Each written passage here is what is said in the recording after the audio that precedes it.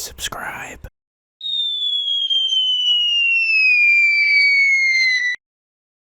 There's a movie that I haven't seen uploaded on YouTube, which is odd. Or if it was uploaded, it's been taken down. The only way I've ever found it was in parts, believe it or not.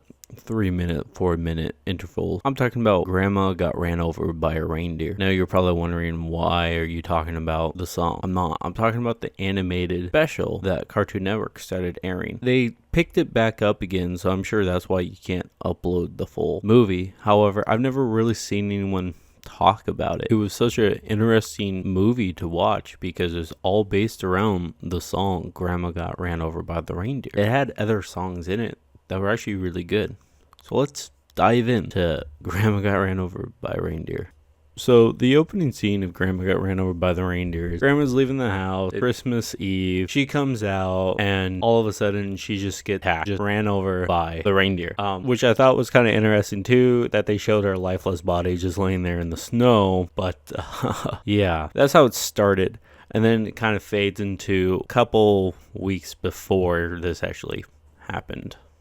So Grandma owns a tiny general store in the town of Cityville. It's the only store that this guy, Austin Bucks, who's the wealthiest man in town, does not own, and he wants to corporatize everything. So he wants to buy it to make Christmas easier for some reason, because that's what millionaires do, I guess. Anyway, so Grandma keeps telling Austin no, that she'll never sell the store to him because she likes the way that Christmas runs, I guess. At this point, we meet our lady cousin Mel, who, by the way, for some reason I had a crush on her. I think this is where my obsession for a while with redheads came from, oddly enough, was cousin Mel. And we also meet our other protagonist, Jake Spangenheimer, as well. Everyone have a Merry Christmas! You too! So after we come back to the store again, Austin Bucks comes back in and obviously tries to buy the store from Grandma. Grandma says no. However, cousin Mel really wants that money. After Jake also said no to Austin Bucks, Austin gave his card to cousin Mel, and cousin Mel is super upset that she will not get all this jewelry, cars, and a trip to Italy that she wants. So she comes up with a little plan. Ha! I don't know who buys your cakes and cookies, but this will for darn sure make everyone sick. That ought to stop people from shopping at the store. And with no customers, you'll have to sell, Grandma. Cousin Mel added a special ingredient to the concoction, chemical... Wait, no, wrong movie. Sorry. Cousin Mel added reindeer nip to the fruitcake, which is what later caused Grandma to get hit by Santa Claus. Even as an adult, I still find that very particular scene so funny. Just the expression and the way that she just sprawled out on the lawn. It's just so funny to me.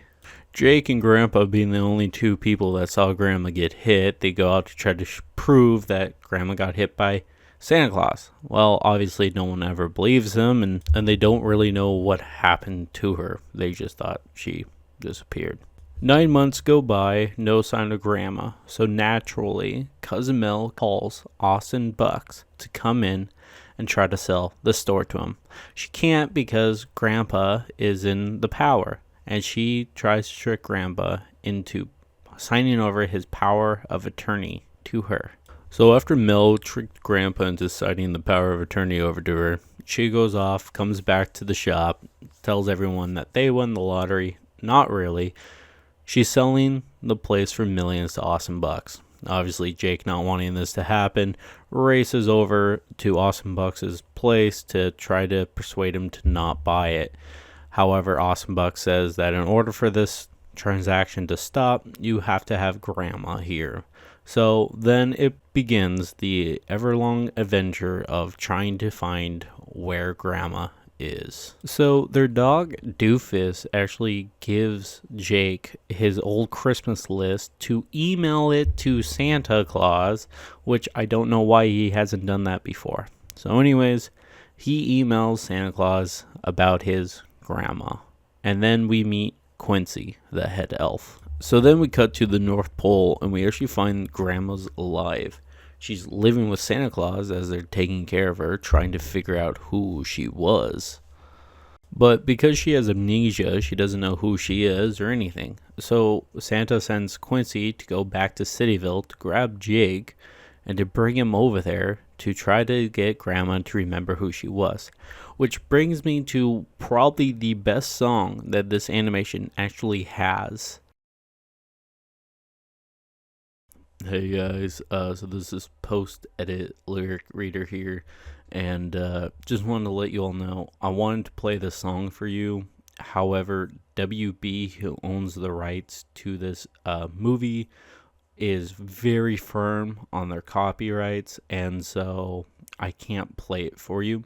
However, in the description, I will leave a link to a video where you guys can watch this, which is odd. And I think it's because of short amount of times that they have uploaded it. It allows them to upload it. So anyways, in the description below, if you want to listen to this song, I will have a link for it. Anyways, sorry about that. Please enjoy the video. Obviously, I can't play you guys the whole song due to copyright, but that's just a part of the song. Anyways, Santa meets Jake and then takes her over to Grandma, who Grandma does not recognize at all, obviously. So as they try to fix her to remember, they also remember that they have to get her over to Austin Bucks to stop the sale of her store. They arrive at Austin Bucks' place. However, Jake runs in with Santa, and Quincy and Grandma both stay in the sleigh. Meanwhile, Cousin Mel and her lawyer, I Am Slime, come up with a plan to get rid of them. So I Am Slime pulls out this little pin that's holding the reindeer to the sleigh. After Quincy tries to get the reindeer out of the pool, she gets to Grandma and she tells her to come with him. So Grandma goes with them. Meanwhile, upstairs, Jake and Santa are explaining to Austin Bucks what happened, and Santa tells them the story on Christmas Eve, what exactly took place. Follow me, guys. I tried to stop them, but nothing worked. Everything went black.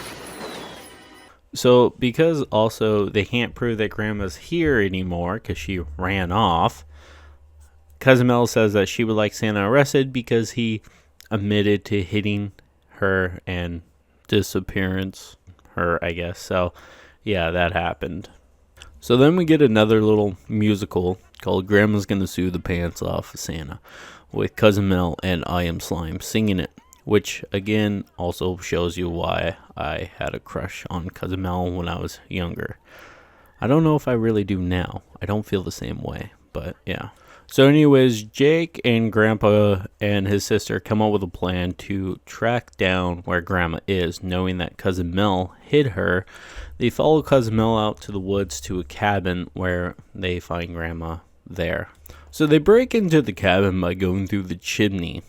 And then for some reason, Cousin Mel left the reindeer nip and a letter practically saying that she did it for some reason out in the open. Then they take Grandma out back to the shop to get her memory back by taking a bite of her fruitcake.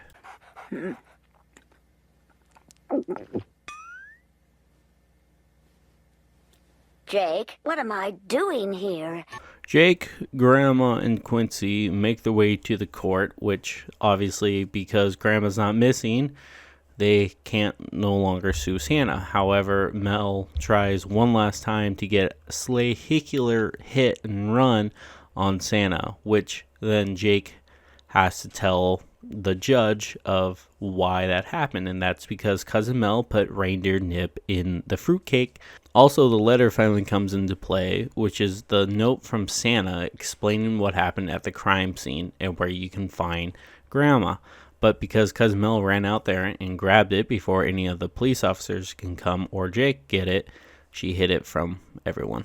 So then, for some reason, Jake makes Mel tell the truth of everything, of every evil deed that she did, and then that got her arrested. And at the end of it, Santa did not get sued. Everyone's happy, everyone wins. Grandma does not sell her business. Instead of selling it, Awesome Bucks wants to franchise Grandma's store just the way it is, so then they come to a deal. At the very end, Grandma, for some reason, opens a can of fruitcake, which has the deer food in it, and causes the deer to run him over. And that is how Grandma Got Ran Over by a Reindeer ended. Anyways, thank you guys so much for watching. Please don't forget to subscribe and like and comment below if there's a video of an animation that you guys want me to talk about next. I really do enjoy making these, and I actually find them a lot more fun than trying to do lyrics because they're so much harder to try to find really bad songs. Anyways, hopefully you guys enjoyed. Please like if you guys did. Comment below of anything else that you guys want me to talk about. I'll see you guys in the next video. Bye.